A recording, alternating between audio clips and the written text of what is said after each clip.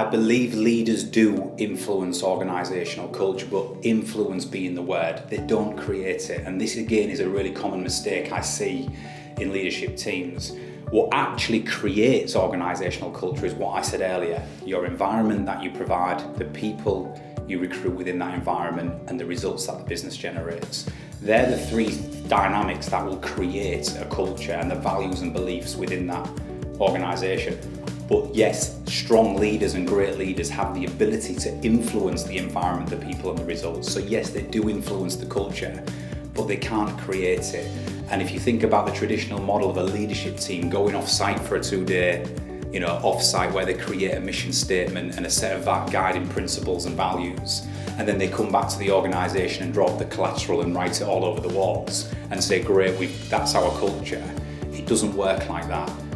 The culture will manifest itself through those three things, and great leaders will understand that and positively influence it going forward.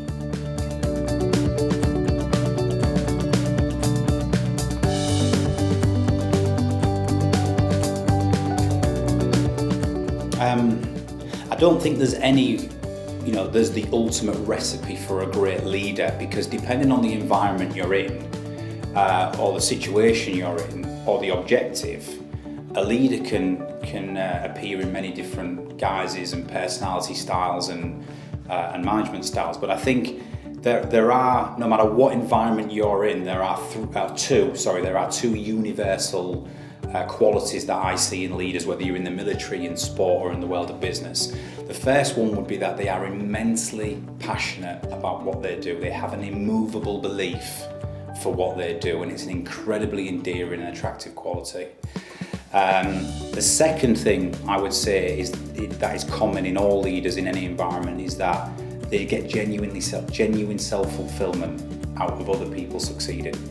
And again, that doesn't matter what environment you're in. Those two things are universal qualities that I observe in really strong leaders.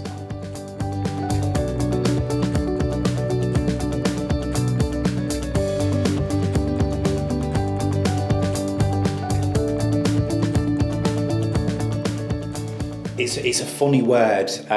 It's bounded around a lot in organisations and in business. And the way I always dissect it is I try to say, well, let's look at what it means to be a leader first, what's a manager, and then what is leadership. So a leader for me is someone who holds a position of command, rank or authority, who creates a vision and a strategy and a time frame in which to get there. A manager, therefore, is somebody who takes that and ensures that the process, tasks and activities are carried out to deliver upon that leader's vision. But leadership is something entirely different. Leadership occurs when a person or group of people follow or replicate the actions, attitudes and behaviours of influential others. And if you really think about that, leadership therefore can come from anywhere in an organisation, from the top to the bottom, to the workforce on the ground. When influential people behave in the right way, do the right things and drive outputs, other people will tend to follow, and that for me is what leadership is.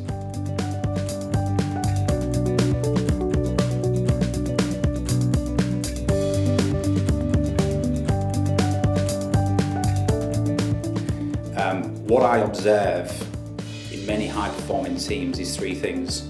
It's when people have the right talent with the right product or plan under great leadership.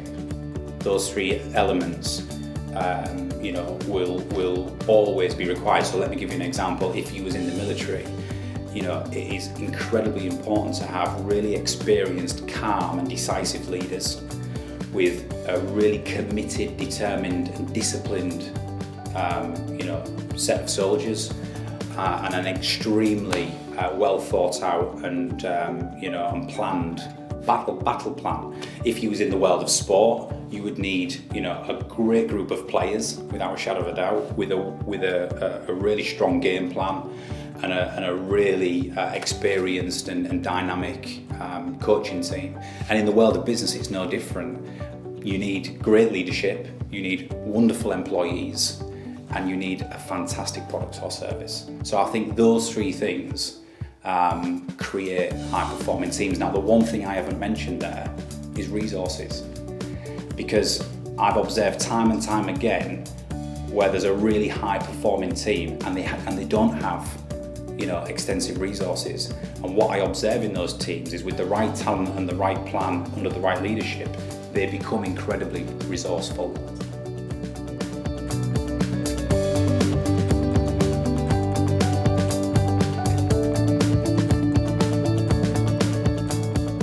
It's the great conundrum in business. The one thing I'll say from the start is that you're never going to get it 100% right with hiring, and every hire to a certain extent is always a leap of faith.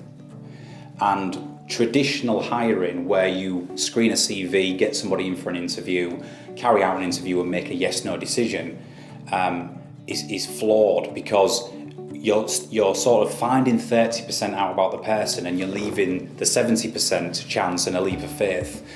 What I believe you can do is you can flip those odds, where carrying out the right interview process and being a bit more rigorous with the process can allow you to find out 70% about the person, so the leap of faith is only the 30%. So you're never going to get it 100% right, but you're going to try to stack the odds in your favour. And one of the ways organisations are doing that now is through hiring on traits, not just skills, or traits versus skills. So, rather than hire on skills and experience and pray they're the right people, find out what the best people in your organisation, who they are and what traits they carry, because that will become your traits DNA profile. So when you're hiring people, you want to find out about the person, the character, the behaviours, and hopefully then you can hire the right person and skill them, rather than, like I say, hire on skills and experience and just pray they're the right people. If you do this, we see organisations,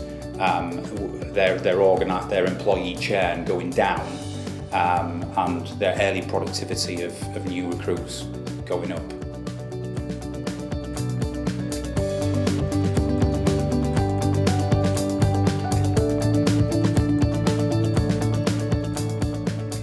One piece of advice.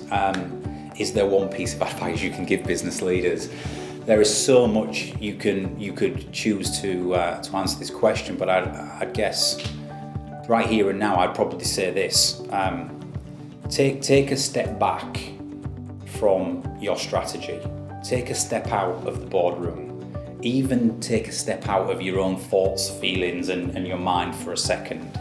Go out into your business, almost like a fly on the wall, and look at three things. Look at the environment that you provide, the people who operate within that environment, and the current results you're producing as a business. And the reason I say that is because quite often the answers to increasing business growth and driving up performance doesn't always lie in where you're going next. Quite often it lies in what you are doing today. So yeah, I would say take a step back, look at those three things, and quite often the answer will be there.